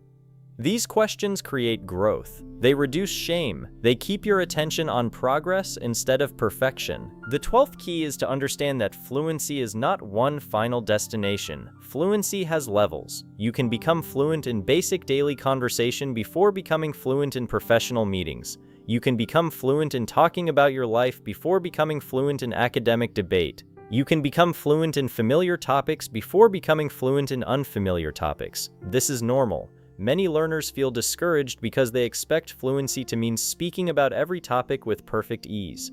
But real fluency expands gradually. First, you become comfortable with common sentences, then common conversations, then personal stories, then opinions, then explanations, then deeper topics. This means you should celebrate partial fluency. If you can introduce yourself more easily than before, that is fluency growing. If you can answer simple questions without translating as much, that is fluency growing. If you can speak for 1 minute instead of 10 seconds, that is fluency growing. If you can recover after a mistake, that is fluency growing. If you can express an idea with simple words, that is fluency growing. Do not ignore small progress because it is not yet perfect. Small progress is the road to big progress. The 13th key is to build fluency around your most important topics first. You do not need to speak about every subject in the world immediately. Start with the topics you actually need: your introduction, your daily life, your work, your studies, your goals, your English journey, your opinions, your experiences, your future plans. When you become fluent in the topics closest to your life, your confidence increases quickly because you finally feel English working for you. Then you can expand into more topics. This is a strategic way to grow. Many learners try to learn too broadly and end up unable to speak deeply about anything. They memorize random words about science, politics, travel, business, cooking, technology, and history, but they cannot explain their own life clearly. Start close, build your personal English foundation. Then expand outward. The strongest fluency begins with the ability to express who you are, what you do, what you think, what you feel, and where you are going. Once you can speak your own life in English, English becomes real. The 14th key is to use repetition without shame. Many learners feel that repeating the same practice is childish or boring, but repetition is the engine of automaticity. Your native language became fluent through repetition. You repeated common words, structures, and situations thousands of times. You did not become tired of saying basic words because they were part of life. English needs the same kind of repeated contact. Repeat your strongest phrases. Repeat your common answers. Repeat your personal stories. Repeat useful patterns until they stop feeling like study and start feeling like speech. Repetition is not failure. Repetition is how the brain declares something important. If you repeat a sentence enough times with meaning, the brain begins to store it differently. The sentence becomes easier to access. The pronunciation becomes smoother. The rhythm becomes more natural. The confidence around that sentence becomes stronger. This is why a practice sentence often comes out more easily than a sentence you only read once. Fluency is built when useful language becomes familiar enough to appear without panic. The 15th key is to connect your mouth with your mind. Some learners understand English mentally but cannot speak smoothly because their mouth has not practiced the movement. Speaking is physical. Your tongue, lips, jaw, breath, and rhythm are involved. This is why reading aloud, shadowing, repeating phrases, and recording your voice matter. You are not only training memory, you are training movement. The more your mouth practices English sounds and rhythms, the less strange speaking feels. Your body becomes part of fluency. Do not judge your voice harshly in the beginning. Your English voice is developing. It may sound different from your native language voice. It may feel unnatural at first. That is normal. Every speaker has to grow into the sound of a new language. Keep speaking aloud. Let your mouth become comfortable. Let your breathing become steady. Let your rhythm improve. Over time, English will not feel like something stuck in your head. It will feel like something your whole body can produce. The 16th key is to choose clarity over complexity. Many learners want to sound advanced, but advanced language that blocks communication is not fluency. Clarity is powerful. A clear, simple sentence can create connection. A complicated, broken sentence can create confusion. This does not mean you should never learn advanced English. It means you should not sacrifice communication to impress people. First, become clear, then become more expressive. First, become natural, then become more advanced. Fluency is not showing off vocabulary. Fluency is making meaning move from your mind to another person's mind. When you choose clarity, speaking becomes lighter. You stop carrying the pressure of sounding perfect. You stop searching for the most difficult word. You stop trying to build sentences that are too heavy for your current level. You communicate with what you have, and because you communicate more, you improve faster. Complexity can be added later, but clarity must come first because clear speech builds confidence, and confidence creates more speaking opportunities. The 17th key is to stop waiting for someone to force you. Many learners improve slowly because their practice depends on teachers, classes, partners, or external pressure. These can help, but your fluency must become your responsibility. No teacher can speak for you. No course can build habits for you. No video can make your mouth move unless you decide to use it. This truth may feel heavy, but it is also freeing. If fluency is your responsibility, then progress is not completely outside your control. You can begin today with the English you already have. You do not need permission to speak. You do not need perfect conditions. You do not need a perfect accent. You do not need to wait until someone invites you into fluency. You can begin with one sentence, one recording, one self-conversation, one direct thought, one phrase used in your own life. This is how power returns to the learner. You stop being someone who waits for fluency and become someone who builds it. The 18th key is to create a new English identity. This may be the deepest key of all because people act according to who they believe they are. If you keep telling yourself, "I am bad at English," your behavior will follow that belief. You will avoid speaking, you will expect failure, you will feel embarrassed before you even begin. But if you begin telling yourself, "I am training to become a fluent speaker," your behavior changes. You may still feel nervous, but you will act differently. You may still make mistakes, but you will not let them define you. Identity is not created by imagination alone. It is created by evidence. Every time you speak, you give yourself evidence. Every time you practice, you give yourself evidence. Every time you continue after fear, you give yourself evidence. Eventually, your brain begins to believe the new story because your actions support it. You are not lying to yourself, you are becoming. This is why the sentence, "I will become fluent," matters. It is not a magic phrase, it is a direction, it is a promise. It is a decision to stop identifying as a silent learner and start identifying as a speaker in training. The 19th key is to understand that fluency is built in layers. The first layer is understanding. You hear English and recognize meaning. The second layer is controlled production.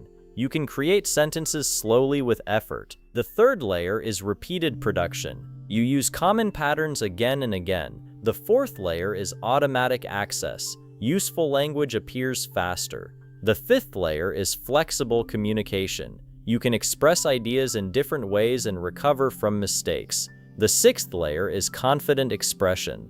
You speak with less fear and more trust. These layers do not appear all at once, but when you understand them, you stop panicking at every stage. If you are currently slow, that does not mean you are failing. You may be in the controlled production layer. If you repeat yourself often, that does not mean you are weak. You may be building repeated production. If you sometimes speak naturally and sometimes freeze, that does not mean you are inconsistent forever. It means automatic access is developing but not yet stable. Understanding the layers helps you respect the process. You stop expecting fruit before the roots are strong. You keep watering the roots. The 20th key is to make English useful now, not someday. Many learners treat English as something they will use in the future when they are ready. But if English is always for the future, it never becomes part of the present. Use it now. Use simple English now. Use imperfect English now. Use English to write a note, describe your day, record your thoughts, ask a question, explain an idea, or speak to yourself. the more useful English becomes today, the more fluent it becomes tomorrow. Someday is dangerous. Someday keeps learners studying forever. Someday says, I will speak when I am ready. The Fluency Code says, I become ready by speaking. Someday says, I need more knowledge. The Fluency Code says, I need more use. Someday says, I will wait until I feel confident. The Fluency Code says, confidence grows after action. This shift is the moment when the learner stops circling fluency and begins entering it. Now bring all of this together. The English Fluency Code is the understanding that fluency is not created by knowledge alone. It is created when knowledge becomes accessible, personal, repeated, spoken, corrected, and trusted. It is created when English moves from passive recognition to active communication. It is created when you stop translating every thought and begin building direct meaning. It is created when you speak before perfection and learn from the result. It is created when phrases become familiar, mistakes become feedback, habits become identity, and English becomes part of daily life. This is the missing link between knowing and speaking. Not more information alone. Transformation, not silent understanding alone. Active use, not perfect confidence before action. Action that creates confidence, not translation forever. Direct connection, not random study. Intentional practice, not fear of mistakes. Recovery from mistakes, not learning English as a subject. Living English as a tool. When you understand this, the whole journey becomes clearer. You stop blaming yourself for not being fluent yet. You stop believing you are broken. You stop thinking that years of study were completely wasted. They were not wasted. They gave you material. They gave you vocabulary. They gave you grammar. They gave you listening ability.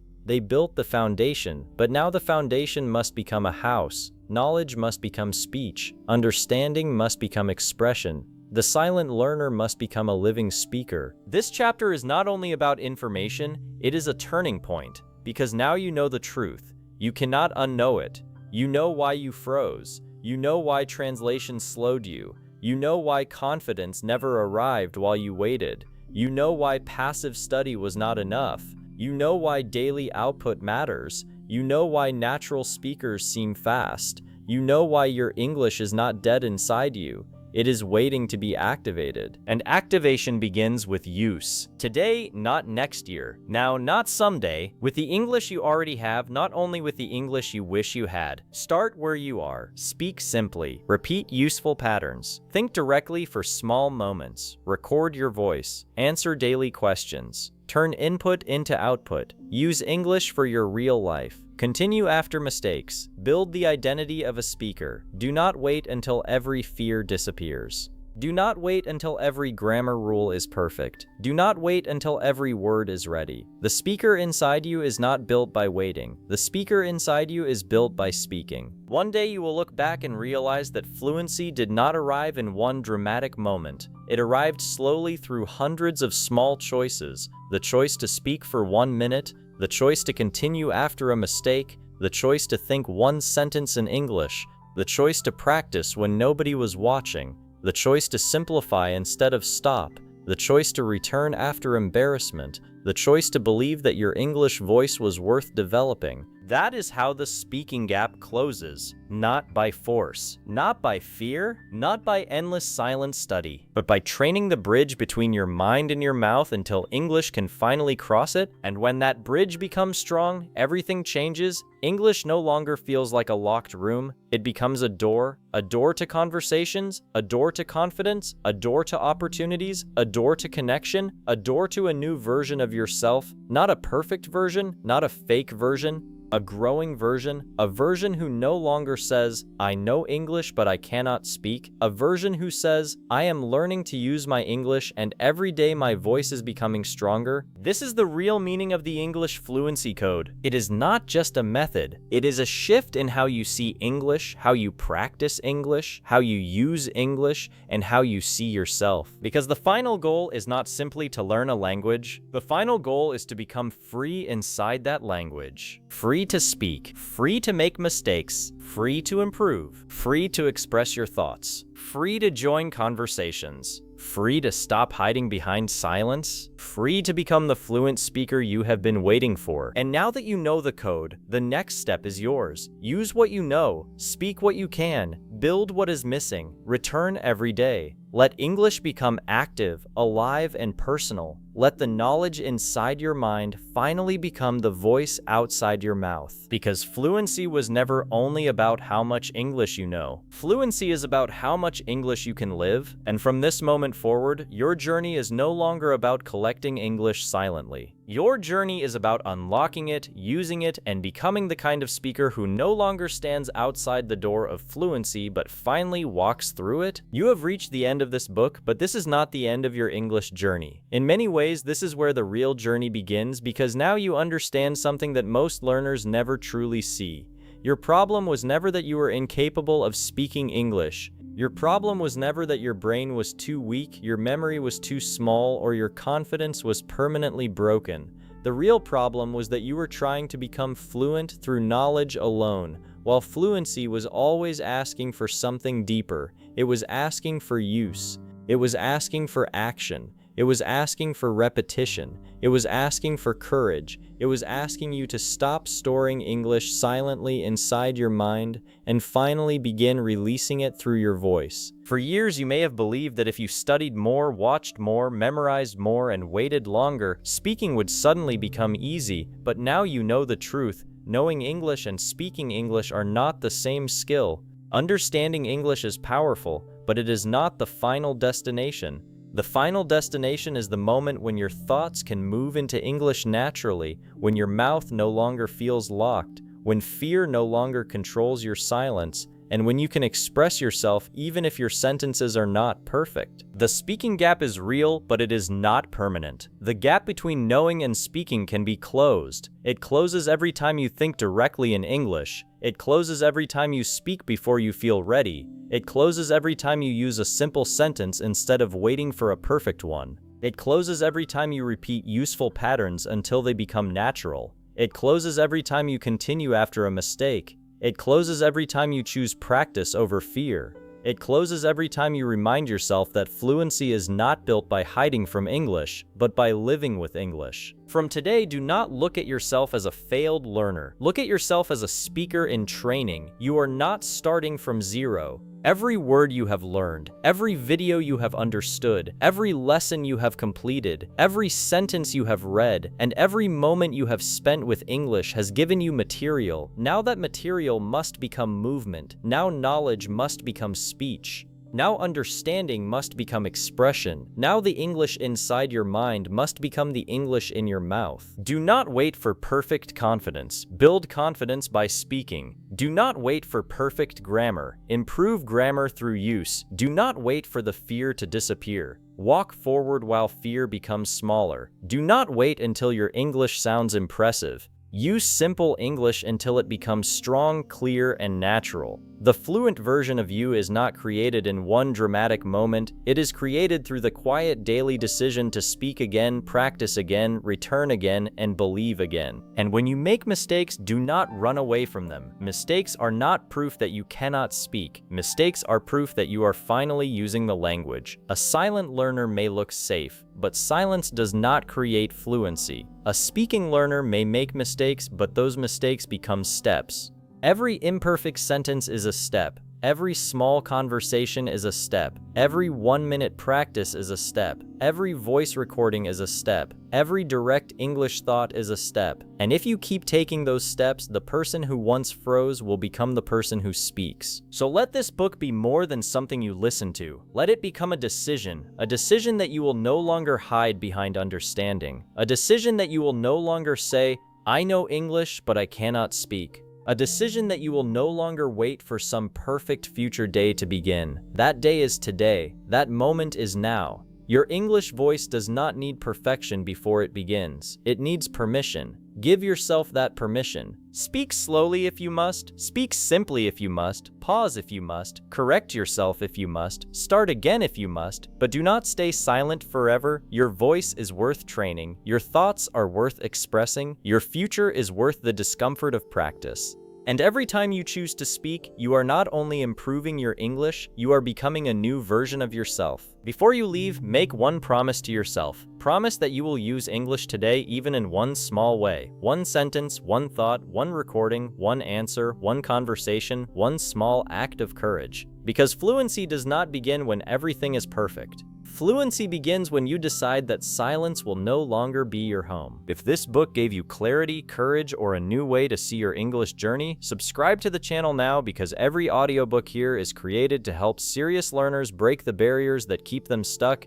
And in the comments, write, "I will close the speaking gap." Write it not as a simple comment, but as a promise to your future self. This book was published by English Mindset Academy. And remember, the goal is not only to know English, the goal is to live it, use it, speak it, and become free inside it. Now take the code, use the code, and let your English voice finally come alive.